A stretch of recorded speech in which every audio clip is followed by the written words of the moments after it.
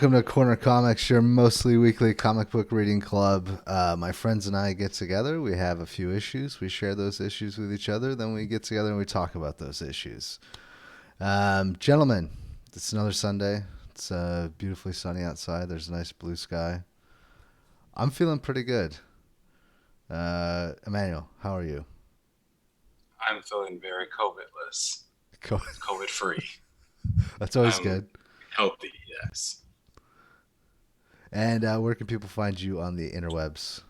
You can find me at emmanuelthestory.com. Also on Instagram at em underscore man underscore you underscore el and cornercomics.net. Russ, how are you doing? I am existentially multifarious. Multifarious, nice. Yep. Feel go free. Go to the dictionary if you want. I dare you. I'm pulling it up. All right.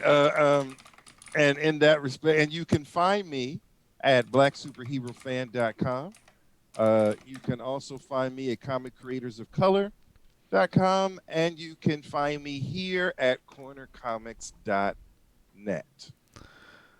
Multifarious. I can confirm that it is an adjective. Not the definition, but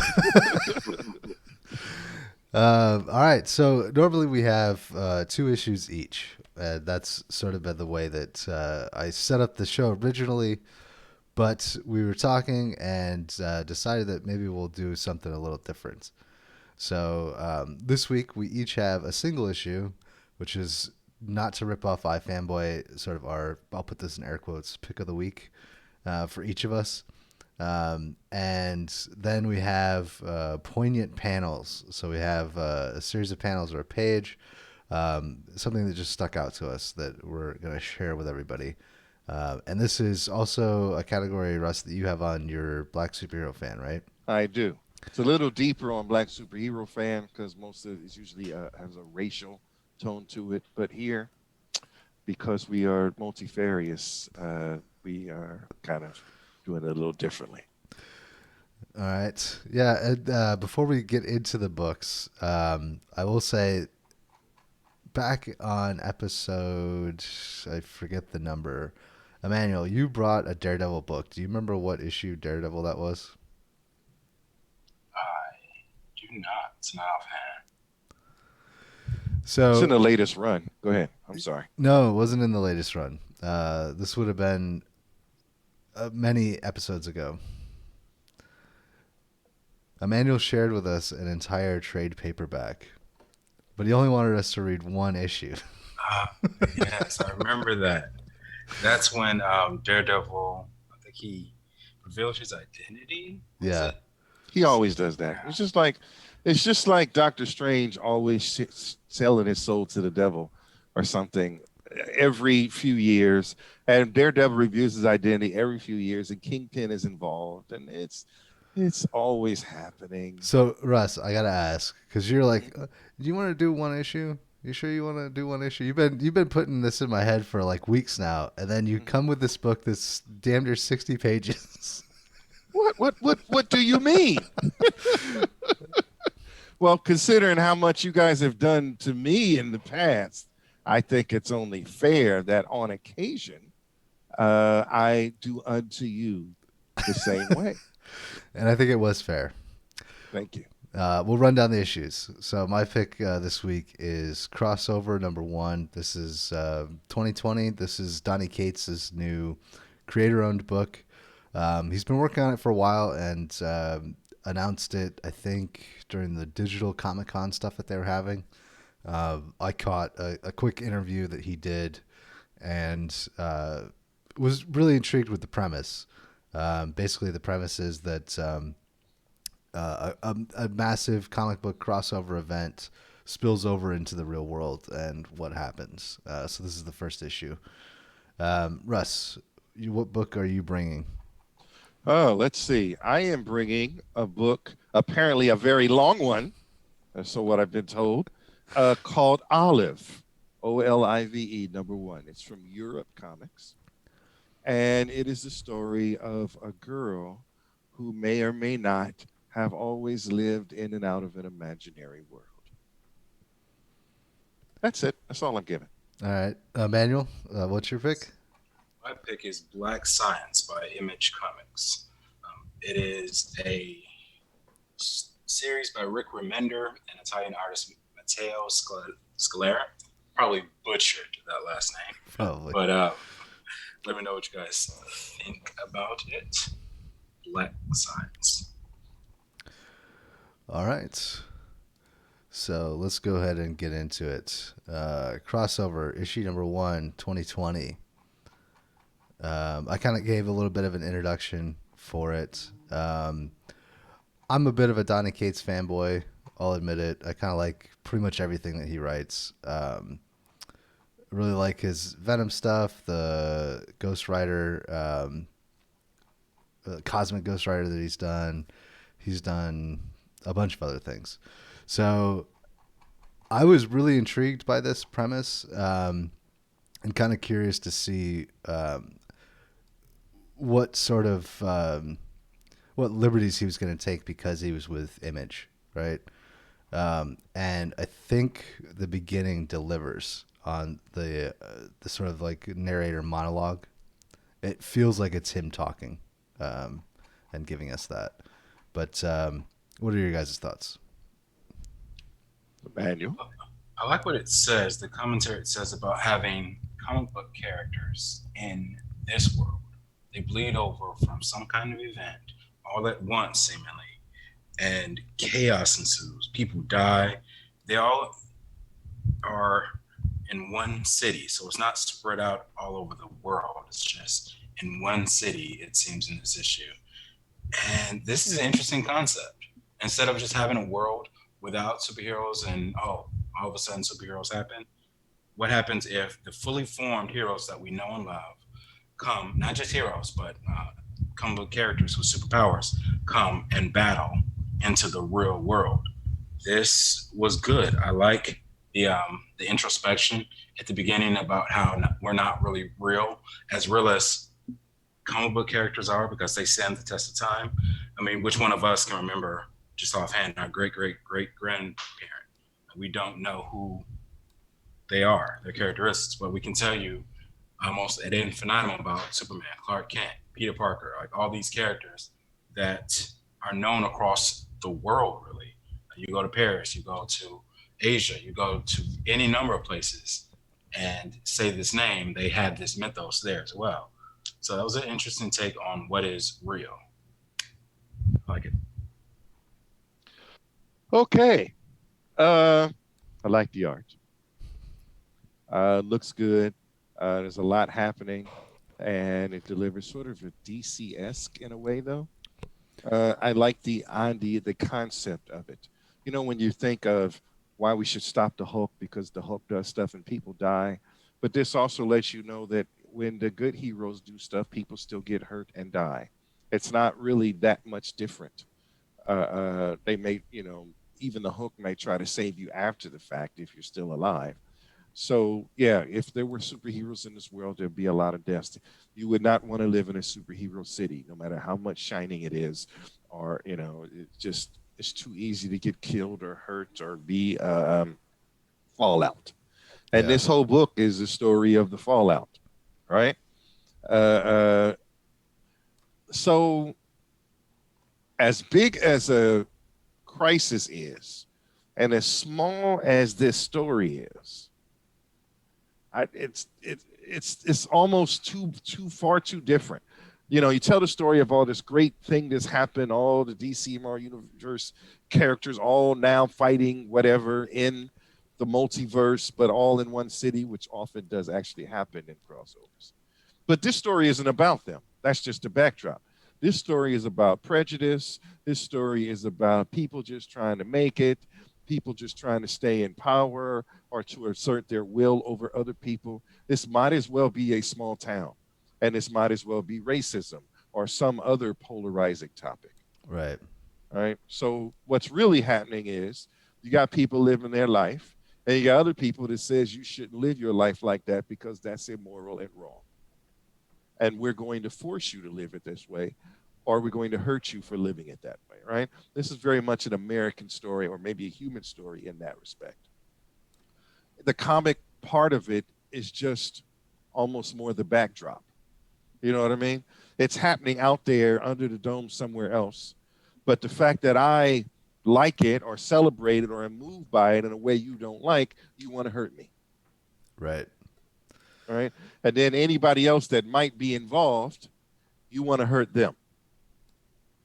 You want to take your will and force it on the people, which I have a very big issue with. Like I don't mind people have their own opinion, but when they try to force their will on you, right?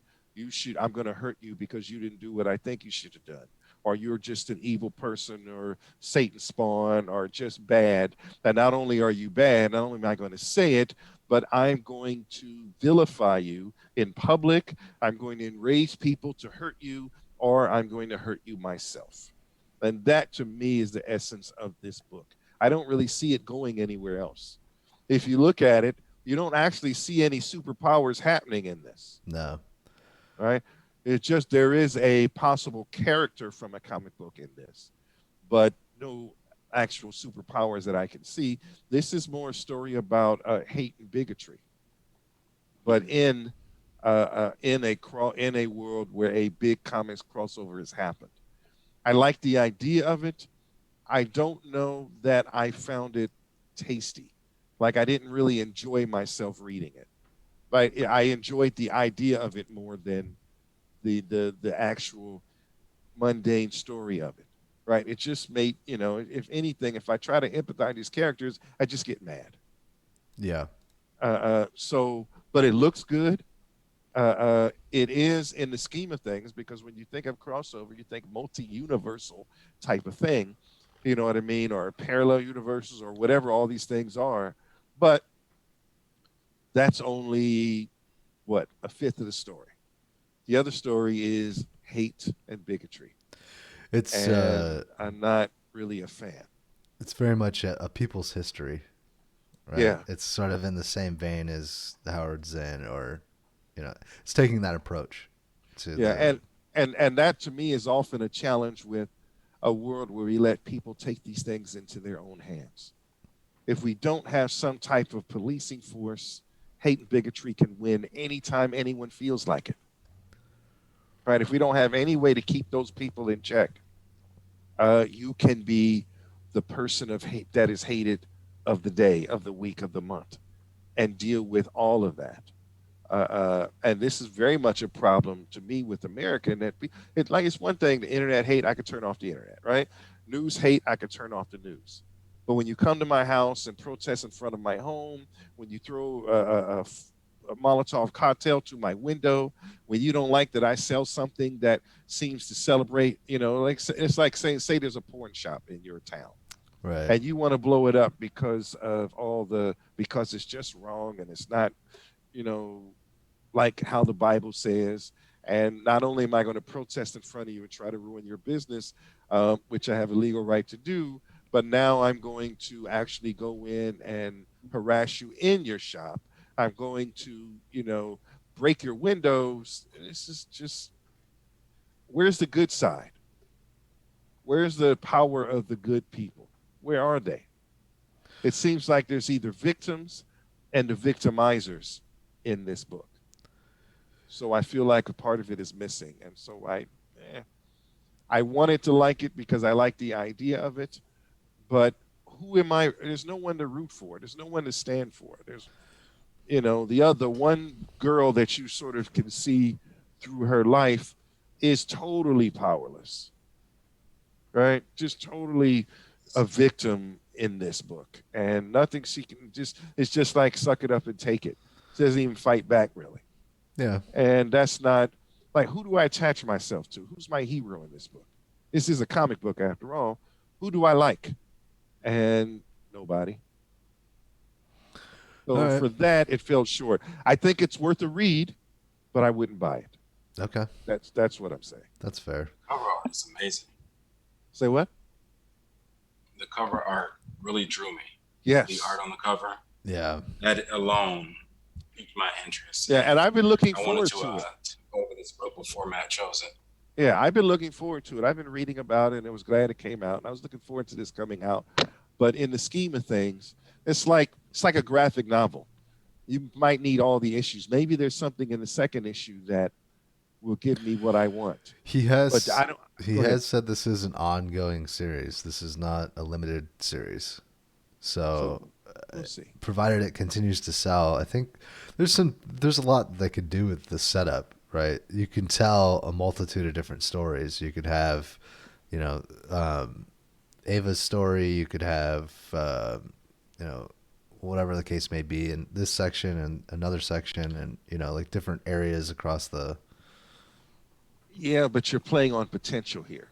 And True. we've been down this road I before. know. I think it has promise. I'm excited. I'm in it for at least a couple more issues just to Okay. see. Um, it does say at the end, there's a couple of panels towards the end of the book. It says, believe it or not, it's also a love story. So who Yeah. knows? Maybe, maybe we'll get that sooner rather than later. We'll see. Um, any final thoughts? No, it's worth a read. All right. Moving on. Russ, your pick of the week. Yep, my super long book. Yes, I've done it again for the first time. This book, and I've been keeping an eye on this company. What do you call it? What's the name of this? Europe Comics, Yeah. and looking to see what comes out of them or what they're doing. And I found the art to be interesting. And I didn't really know it was that long at first. I was just reading along, and it just seemed like the character was interesting, and I didn't know where we were going. And then the reality set in, but she still the fantasy, or maybe not, whatever. I found that interesting. And then the person who the main protagonist, what she was going through in real life and in this other world, and Yeah. I'm going to leave it at that and ask you guys what you think. Manuel? Sure. The art. I like the colors and the pencil art. Those two, they just go hand in hand with this comic. I really, really like the fact that the shadows aren't so out there that it distracts, but they aren't completely muted either. It's a good use of the lighting. There's a one panel in particular I'm talking about when she is removing the main character. She is removing her coat in, I think, her parents' room or her parents' house. It's shaded. You can tell the lights aren't on, but there's light coming from the window. It's just really good. It's a sense of realism that I really appreciate. The story itself, I don't know. It's difficult to have cerebral stories like this where a lot of what's going on is in the main character's mind. So I was lost in some part of the story, but I think I was supposed to be lost because that's how the outside world perceives her as well. So when she's traveling like in her mind and actually having real life conversations, the two kind of bleed into each other, it seems. That's why she's always distracted or seemingly distracted in the outside world because she's internal doing stuff. So I appreciate the fact that it's a different perspective. It's a person that lives a lot in their head. And it's not just narration, it's actively in her head, performing acts and doing things. And I knew I knew as soon as she interacted with another character, well, she was a baby in the womb at this point, but a little kid interacted with her pregnant mother that she was pregnant with her. I figured he would come into play later on in the film. And I think that may be the astronaut character that we see. So there's questions here, Yeah. which I like. I like the story. It's keeping me engaged. Yes, it is about 70 pages or so, but I appreciated it. Why does 'cause that the number ride keep was growing? it was about 114 pages, but Okay. but the ride itself was worth it. I like it. The art and the story both coincide. It's nothing to write home about, not yet at least, but it is entertaining. So I appreciate this issue. And if you only buy one issue, apparently you get a lot for your money, a lot of pages. Yeah. Um, 300 pages. So yeah, I really enjoyed this story. This is a good pick. It kind of reminds me of Little Nemo. Like the artwork is Mm. very much sort of in that vein, and it's apropos because half or 2/3 of the book is her um, just sort of in her own dream world. Um, Hmm. I will. I will say I agree with Emmanuel. I think, and this is like spoiler territory. So if you haven't read it, go ahead Too and bad. yeah. If you're watching us live, you're kind of too late. But yeah. So the beginning of the book, a gentleman leaves his two sons with this woman because they're taking a flight to go see their mother, and the one kid apparently is thinks that he's psychic. Guesses that this woman is pregnant with a girl. The little boy kind of looks like the astronaut at the end, so we're assuming that they are the same character, or at least are tied in some way, right? Um, but there's no way to know because there's only one freaking issue out. So, But dis- you had so many pages. Why are you mad? despite the fact, and I'm gonna get into that, despite the fact that it's 56 pages or 60 pages, I actually found myself reading through this pretty quickly. Like I just kept reading, and it wasn't even though it's long, it flows very nicely and it goes by very quickly. It's not a daunting read by any stretch of the imagination. And yeah, I mean it's kind of this weird whimsical tale that's going on in her head, and um, I think it's an interesting take on. I hate to say this because it almost feels like a buzzword these days, but mental health. Mm. And what does that really mean? She's introverted, but there's nothing seriously wrong with her. Despite that, she does still have to go to therapy, and we see that in some of the early scenes, right? Her talking to a therapist about, well, or not talking to a therapist. It's alluded that she used to discuss these things and then decided that she didn't want to talk about it anymore. Um, this is really interesting. I'm gonna keep my eyes open. This is a buy for me. So I think Russ, you succeeded. I am glad that you waited until we did a single issue week to throw this out there because it is a little bit longer. Uh, Mastermind. and that would have totally changed my mood if we had 6 books. And I'm like, damn it, this thing's how long? We got 6 books to get through. But only having 3, yeah, this was totally a really good read. So I enjoyed it. Excellent. All right, my book. If we're all done talking about that, Yeah, let's go ahead. all right, my book Oh, wait, wait, is wait. So is Olive a buy, read, or pass? It was a buy for what's me. it? That's it. Read for me. Okay, All right. I'll take that. All right, let's get into some black science. My issue is Black Science. There's the main character. He is a husband and a father, but you don't really see that this issue. He alludes to it a lot. He's traversing what I believe is a multiverse, different dimensions, and he is having exploits trying to correct a wrong. What you guys think? I'm trying to be as vague as possible. This is Sliders meets Land of the Lost. I have the first volume sitting in the. Oh, actually, I have all the single issues, and I have the first trade paperback. I love Rick Remender. I love the way that he writes. Russ brought on Low a few weeks ago.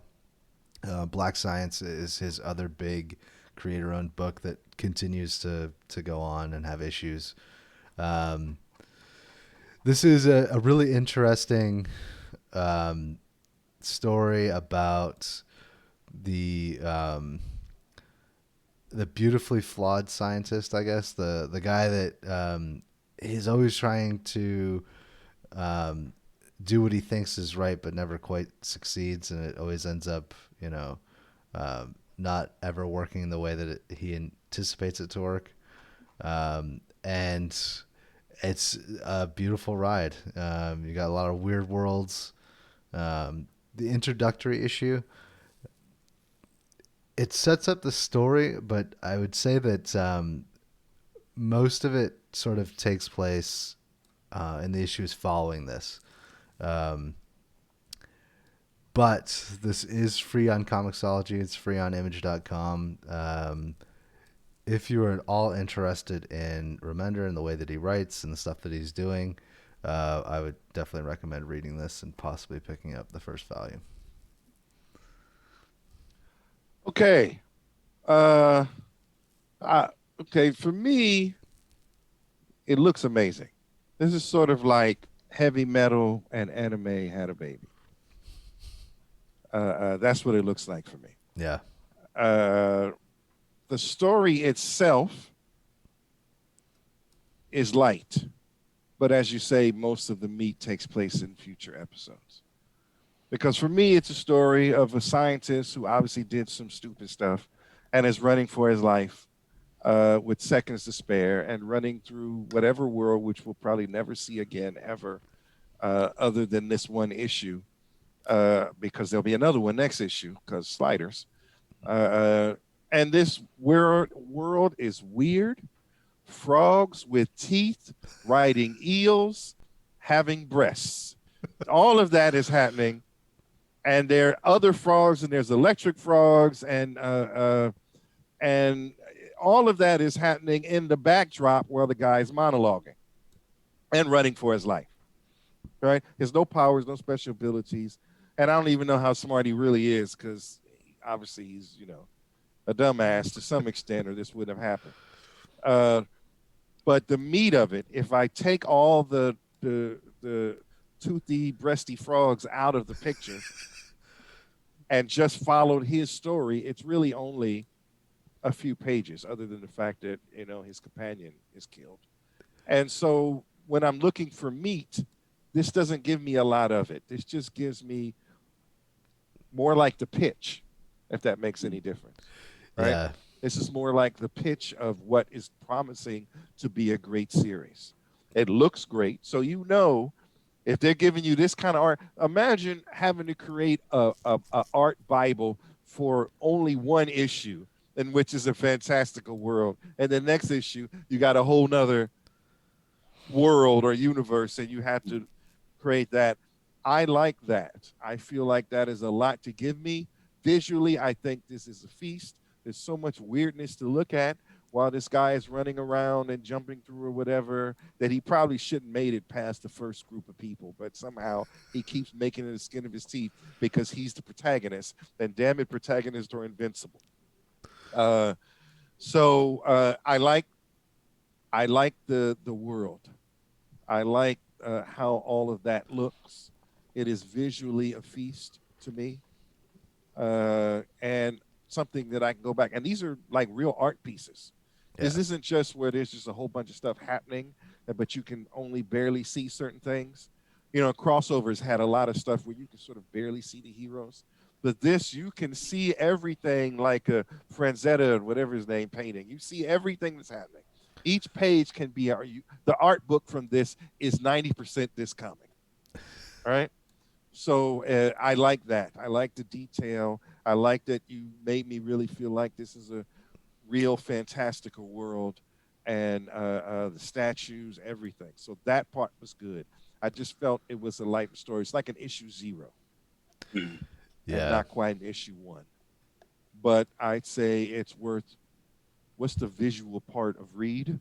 It's worth a read, but really what you're getting is the visual part of it more than you're actually reading stuff. But graphic novel. What was that thing we did last week where there were no words anyway? So in that respect, I can say this is a full book. Yeah, this is 12-year-old me would have definitely been influenced by this, and probably would have drawn these characters and taken inspiration from the I want to say spacesuits, but they're not really spacesuits. That they're wearing. You could have gone full Ralph Bakshi with this too, easily. Yeah. Yeah, this is a great book. I think this is in the modern context, one of those books that if you're reading comics today, I think you should pick it up. Uh, that's me. But yeah, it's really cool. The way the art's done, the story is good. It gets a lot better later. Yeah, definitely a great pick. There's 43 issues, and I did the mistake of actually just reading the 43rd issue first, the last one. But here's the thing. I am okay with spoilers. It doesn't ruin anything for me. It actually entices me to see, oh, how did they get there? Um, and then when I'm reading, it kind of fills in those puzzle pieces. So it's tantamount to watching the last episode of Lost or Game of Thrones before getting into that series, which I think it worked out well for me because although I've only read the last issue and the first, I'm excited about the 41 issues that I haven't read. Yeah, I'm surprised that they didn't keep it going because every couple of years he would release 10 issues or so. I mean, this has been going on I think since 2013. Is that Mhm. when this first issue came out? Yeah. So I'm surprised that they did end it, but um, yeah, you have 43 issues you can get, and it's a complete story. So Awesome. all right. Any other final thoughts for Black Science? None that I can. No, I All right. pretty much said it all. So we're gonna move on to Poignant Panels. I like the title. I'm glad that you let me steal that, Russ. Have fun. So yeah, these are pages or panels that aren't necessarily um, connected to any book, but that something that we wanted to share. So mine is coming from, and here's a nice segue, a Rick Remender book, Uncanny Avengers, issue number 4. And this is Red Skull talking to Captain America about what it is that he is fighting for and why, um, sort of getting him to question his role as a superhero. So I'm going to go ahead and read the dialogue. Um, Can Are you gonna? Are you made it visible? yeah, it's visible on the show right Okay, now. no worries. Do you have it pulled up in the show notes? No, go ahead. I'll don't let me stop you. Okay. I'll set it up. So it starts off, and he says, "You imagine that if you fight hard enough, one day you will wrest control from the bankers who own and return this nation to its former glory. Clean streets, honest neighbors, attractive wives, green lawns." Um, he goes on to say, really, the only thing that you're protecting, though, are violent monsters doused in antibiotics to offset their diet of sugary sweet drinks and mounds of carcinogenic cow flesh. This is what you fight for. Um, I wanted to bring this particular 2 panels because I think that we sort of see Red Skull as the quintessential, Nazi bad guy. Like he's bad because he's a bad guy, but good villains are always the ones that have the unique perspective. And so this run really sort of gave Red Skull that unique, multifaceted aspect to his character that I had never really seen before. And he makes some valid points, like Captain America. What the fuck are you fighting for? What is there really to save here? You know, truth, justice, and the American way. Well, it's devolved into this, um, this horrible mockery of what you call truth, justice, and the American way. And so I don't know. What are your guys' thoughts just on these 2 panels? Emmanuel. I always love a great, meaningful villain monologue where they espouse their virtues and put things in perspective. You see the world this way, oh hero or protagonist, you. But me being the antagonist, I view the world in a less framed way. Like I'm thinking outside of the box. oftentimes they're wrong. They have a good point, but they're wrong from my perspective. From my perspective, they are flawed in what they're trying to do. They see the world from a unique perspective, but the way they implement their goal is villainous. Kind of like Ergo, they're a villain. libertarians. This was great. This was great. I like even the contrast of the two panels. When uh, Red Skull is talking to Cap, initially he's proposing this vision of Captain America, Steve Rogers, as a husband and father, talking to his wife Sharon, with the little kids, asking about meatloaf for dinner, just cookie cutter, beautiful. Two kids, she's probably even pregnant, so 2.5 kids, little dog. Like it's a picket white fence, everything's great. Sun is shining in the background. But then when he talks about how things really are, violent monsters dousing antibiotics to offset their diet of sugary drinks, he's talking and it's in front of a mart. You don't know if it's Wall or K, but some mart, some mass consumer place, and the sky is gray. The people look disheveled and overweight and just addicted. They look so somber and sad. So I really, really like that contrast between the ideal America that Cap is and was fighting for versus what we now have today, a very pessimistic view. That is true to a certain extent. Villains are always great at giving you a part of the truth, not the full scope and picture, I find. So this is great. I really like this panel. All right, Russ. All right. So, um, democracy is an experiment. It didn't exist until we sort of created it and try to make it work. And it often fails a large percentage of the people under its way. Yes, this is a democratic nation, excuse me. But a lot of people are failed by the democratic nation. They're not taken care of. The idea of having a government or something is to actually take care of you. The government is the people's will. It is the people's power into the hands of people, a group that can use it to make our lives better. And democracy often fails. It wouldn't be a Fox News. Fox News is, I can just put Fox News out there and say, but I'm not going to go there. Phone news. Faux news, right? So what? There's an ideal, which is not reality, of what freedoms give you, right? But if you ask any pundit over the different forms of government, what is theoretically the best government of all is a benevolent dictator, right? Anytime you do any research on what the best government is, the best government of all is a benevolent dictator, like Black Panther, for example, right? He's still a dictator, but he loves you and takes care of you. And you get to have a little more freedom than you might think, right? People want their freedoms, like I want the freedom to say what I want, but you want to use that freedom to harm others, right? I want the freedom to do what I want, but you want the freedom to harm yourself and anybody else who's not like you, all right?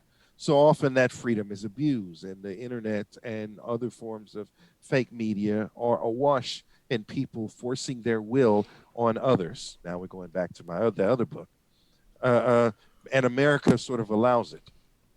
When you look at other nations, non-democratic nations, you just can't be doing that, right? You can't just use your freedoms to harm others and yourself. I can say, you know what, we're not going to do sugary drinks anymore, right? Say I'm your benevolent dictator. You can have sugary tasting drinks, but the sugar content can't meet higher than this anymore. It's harmful. You cannot inject your cows with hormones to make the cows 50 feet tall so you can get more steaks, right? Because that goes into our children, right? But then I'm fighting, that's not democratic, is it? That's something else. So when you look at Captain America, who's fighting for the status quo, not for a better America, but for what already is here and to keep it going. He doesn't fight to make it better. He fights you when you try to make it different. And granted, he fight people that are using force to do it, but it also fight people that are insidious. Like if I was embedding things into the news, that you couldn't see, that would affect you, Captain America would fight me, even though it made your life better. Captain America is not fighting to make your life better. There's no book where he's doing that. He's fighting for an ideal that actually is something that only exists in his head, right? And a lot of people follow that because he's Captain friggin' America, and he has the best ideals of America in his head. Doesn't make him right, right? Remember how Batman beats up everybody that doesn't do things the way he wants, even other heroes. Get out of my city, or I'll make you leave. Right. Captain America is doing that. What's the difference in Captain America? What makes Captain America using his power, his American strength? What makes him better or right? Is he now? If he would say, let's work to change things, but you don't see those books in Captain America, do you? No, just Captain America is a heat-seeking missile to fight change. That's too drastic to fight it like cops do. I don't have to understand you. It's just wrong. It's not what America was based on. So take these, homie. Right? So I'm not saying Red Skull is the right person to shepherd us into a grand future. However, he does have a point.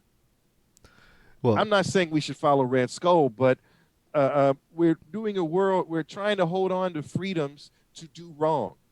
Like I have the freedom to cheat on my spouse. Should I fight for your right to do that? get into the weeds, but I think I think more so it's Captain America represents order, Red Skull represents chaos. One is the state, one is anarchy. Like that's what's diametrically opposed. So is here. Captain America right then? Well, I think that's the argument that you could make is that whatever your perspective on the matter is who is right in this situation. So might makes right. If I can beat you up, I win. No, I'm just saying that you can make good arguments for both. Okay. Yeah. I like how Steve Rogers, when he had his identity crisis, he took off the name Captain America and ran as Nomad. Mm-hmm. So that speaks to his disillusionment of America. He later donned Captain America again because of those ideals, but he himself did have that identity crisis. What am I fighting for? What is America? Who am I to represent this country? And yeah, I like that good introspection. Came back to the status quo though. Yeah. That's it. That's Captain America fights for the status quo. He's a tool of the current government. Yeah. All right. Any final thoughts on the panel that I've brought? Nope. All right. Okay. Moving along. Russ, set up your page and. Hey. Okay. I'm just gonna say this. Power Girl and what's her name? Harley Quinn. Harley Quinn and their misadventures. This is a page out of that. And I'm going to leave it. And there is a question of, is it just a little bit too sexy in here, or is it just me? I'll go with that. What do you guys think? Manuel? Sure. I really like that question. Is it a little too sexy in here? Is it just me? That is awesome. I'm still in that. So, the panel is with Harley and Power Girl versus, I don't know if they're on another world or what character this is, but this alien-looking creature, kind of like a Oompa Loompa, but yet a lot more mass, green, orange, disheveled hair, and a huge dermatology problem. It starts talking to the two ladies, the aforementioned women, about just their appearance, about skin-tight clothing, unacceptable levels of cleavage. And yeah, I really like the fact that Harley just took them out after the entity insinuating that they were prostitutes. or that Power Girl was a prostitute, just killed him without any Yeah. dialogue, without anything. It was just prostitute. I don't think did he finish the word prostitute? He said Suspected prostitution. suspected prostitution, which is a reasonable thing to say. There's that freedom of speech again. But there's a part in there that says possible Carflipian toe. And I can't go into what. Maybe Carflipian is like our equivalent to maybe some sort of four-legged beast, like a camel or something. Perhaps. So, yeah, it's if you look at all he did was first they went in on him, right? That's the panel. That's the page. They were like, dude, you got a skin problem. And he started going off on him, right? And I'm like, wow, that was kind of foul. And then he says, skin tight clothing, unacceptable levels of cleavage, possible Carflipian toe, lack of undergarments, sleeves yet no pants, suspected prostitution. And then they kill him. What the heck? Worst episode of Roast Me ever. Yes. He probably thought that they were like going back and forth, joning, and it ended horribly for him. But when you look at how they're dressed, and then you kind of call to wonder, okay, It makes me Wonder think. Woman is a warrior, and she's scantily clad. Is that in alignment with what a warrior should wear? It makes me think of the Dave Chappelle skit. Yes. Like, just because I'm dressed this way. Doesn't He was mean keeping it real, and keeping it real goes wrong. Right? So anyway, I thought that was interesting, and especially to come out of a DC book. Interesting bit of self-awareness. Yeah, And then when you it's interesting commentary because they've altered Harley Quinn's outfit in this comic to be more like Power Girls as well. So she, instead of having the circle, she has a diamond that's cut out to show more cleavage.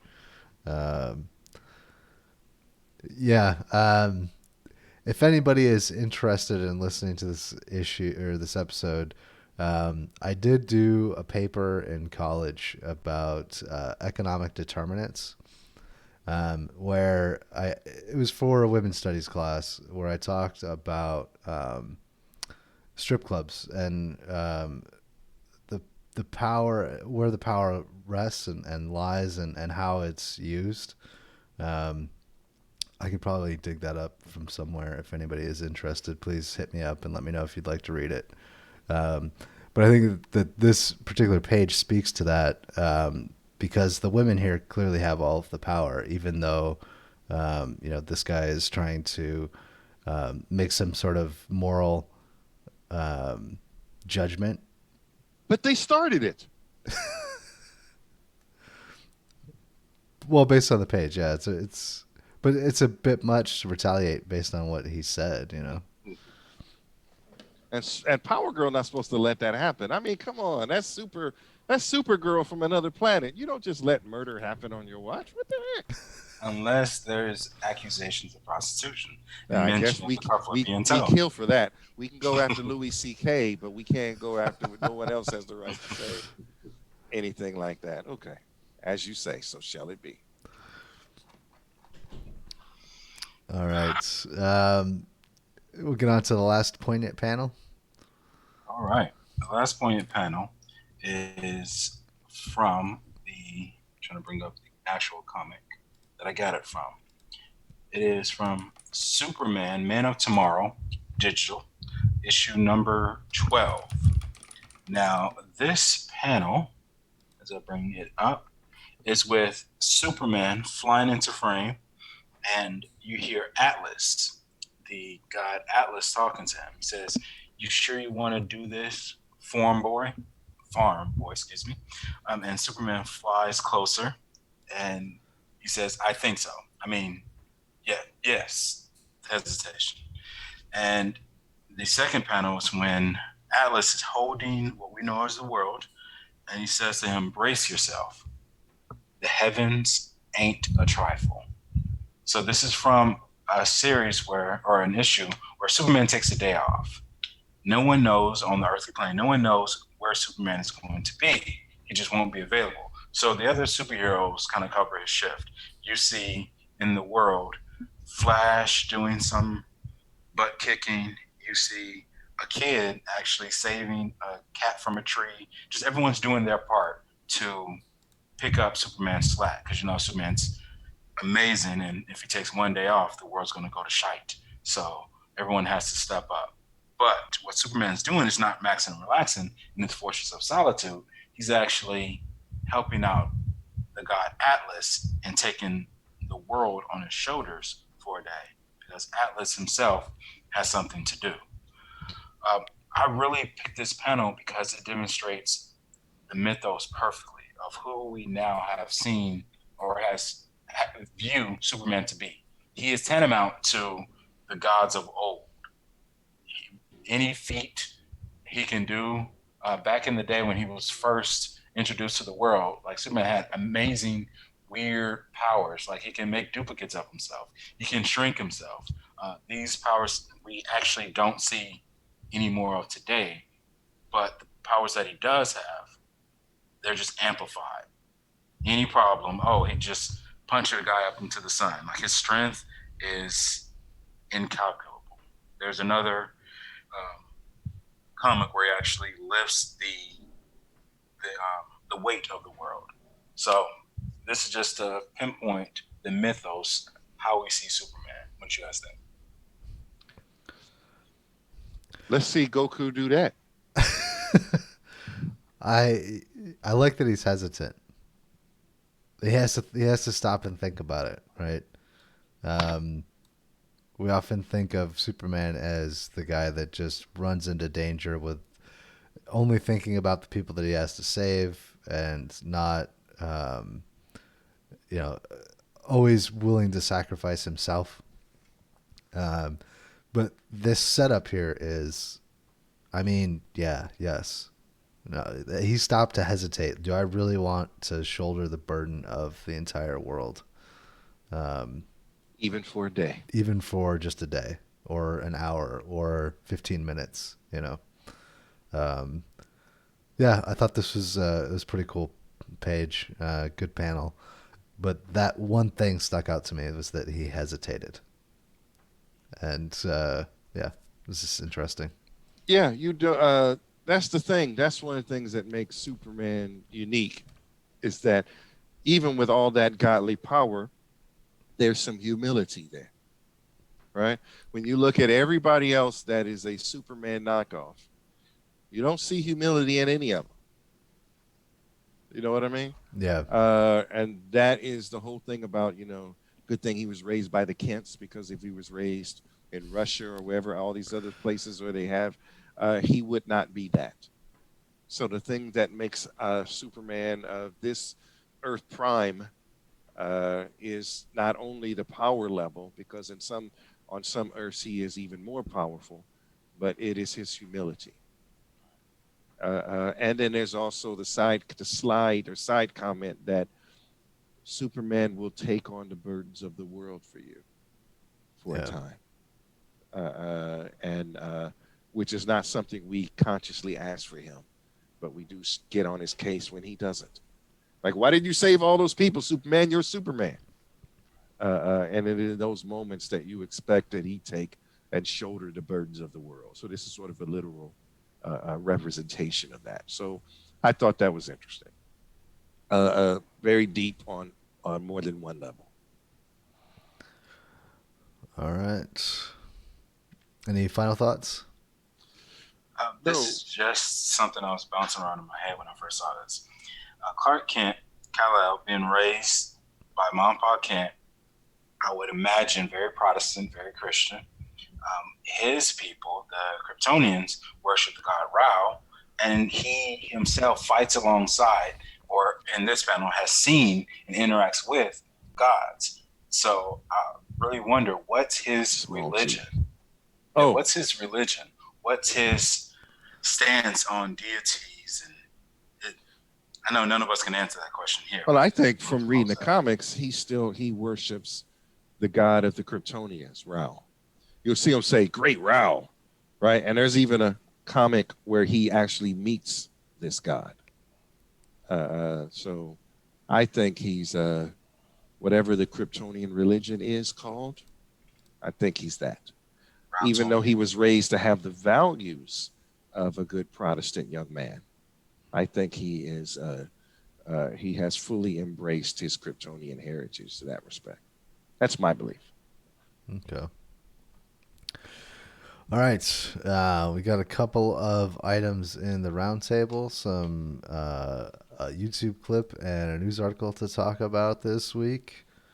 So just to wrap things up, 70s Kung Fu Batman and Friends. Russ, you dropped this in the show notes. Yes, Batman: Soul of the Dragon.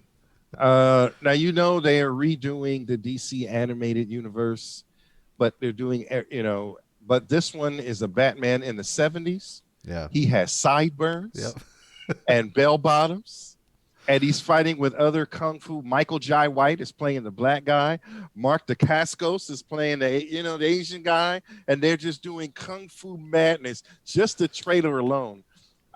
One there was one last year, I think, or when Batman and the Ninja Turtles, such fan service, right?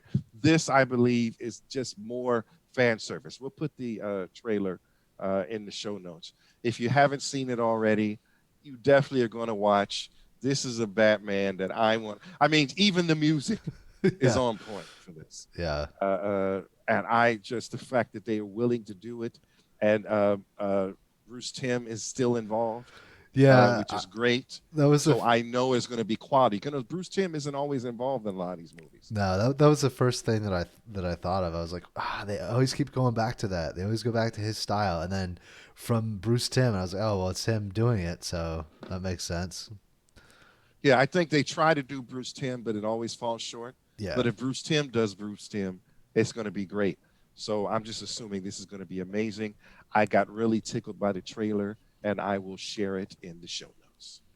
It's very different too from a lot of the other DC animated stuff that's out there because I feel like the DC animated stuff for the most part is kind of serious. At least the movies Mm-hmm. that they did. This seems a little more lighthearted, not quite as serious as some of the other stuff, especially the Batman ones. Like what was the Red Hood one? Outlaw or something like that was the name of it. Yeah. Yeah. So Someone said this is like a black exploitation Yeah. yes, depiction, pretty which much. is great. I love it. Michael Jai White reprising his role as Bronze Tiger because he played Bronze Tiger in the Arrowverse on Arrow. So for him to do this in the 70s, where I think Bronze Tiger can really shine, is very reminiscent of Black Dynamite. Black Dynamite. Black Dynamite. Yeah, it looks pretty cool. I'll have to. Do you know when it's coming out, Russ? No, 2021. That's all I got. Okay. All right. And then I dropped an article into the show notes as well. The Perfect Storm: How 1 Week in 1992 Distilled the 90s Comic Book Boom. I thought this was super interesting that somebody was able to take. Here's 1 week of comics in the 90s, and specifically like 1992, right before the bust. And this is everything that you really need to know. Like if you were an archaeologist and you dug these up, a lot of times I feel like they'll find stuff that does not a complete picture, and we infer a lot of things. It's interesting how ironic. How this ironically captures everything from that era, and I don't know. I just thought it was really interesting. Like if you were an archaeologist and you found like this 1 week in comics, you could infer a lot of shit about that whole era of 90s books. Yeah, a 90s definitely was a weird bird already. So this is an interesting, some added information that I did not know that happened. But of course, so you can't say, this is when, sort of, I want to say, this is when comics sort of started dying, right? For a hot minute. Yeah, the speculator boom. So Yeah. a lot of people were buying up issues. Like they killed off Superman, right? They were doing a lot of foil covers, um, tie-ins with trading cards, all kinds of crazy shit to try and sell more books. Um, So yeah, so there's a lot of stories we have about the '90s. You know, that's when Image was big, and a lot of things that were wrong, and they were trying to find their way. Uh, and this happened, and you know, you have your ideas from looking in history as to what caused comics to die in that era, but we don't know all the pictures. So this brought some elements to the table that I didn't consider. yeah, So I like that. So if you are have an interest in sort of the history of comics, especially through the '90s, there's some tidbits in here that are definitely worth your time. My advice to you is to look up Doom 2099. I This is my first time ever acknowledging, knowing, hearing about Doom 2099. This is amazing. Of course, Azrael, Batman. So you know First. you're naming characters that Yeah, they've died. They've died. I know. I know not to fall in love. That's been my privilege. yeah. I don't know how many issues Doom 2099 was. That was a but big I read them all. that was a big thing though. All of the Yes. 2099 books. Yeah, interestingly enough, I think it's X-Men 2099 was took place in Las Vegas. I So think so. the only superhero book I know of where they're like Las Vegas. It's going to take place there. It's always in LA or New York or, some fictional city. But yeah, I thought it was really interesting. So I wanted to share that with you guys. Um, I guess that about wraps it up for this episode. Had some poignant panels, a few good books. If you are listening to us, you are probably listening to us on Spotify, Apple, Google, wherever you find your pods. Please dial your catcher to get Corner Comics.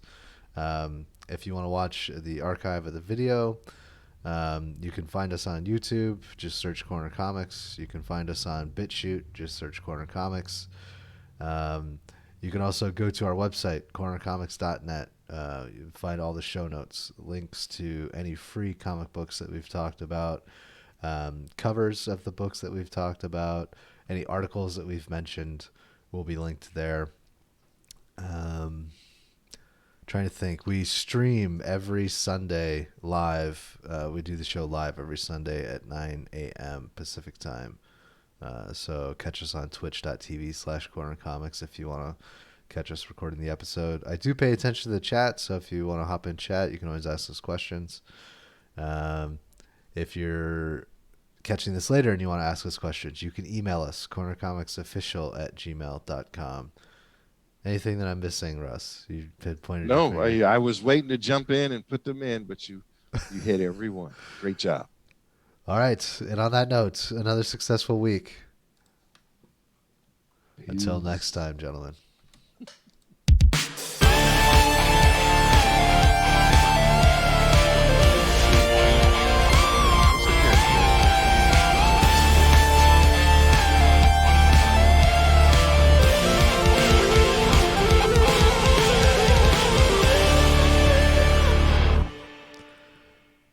No talk about superhero secretions. I was going with the spit acid, but it didn't. Nothing came to me. So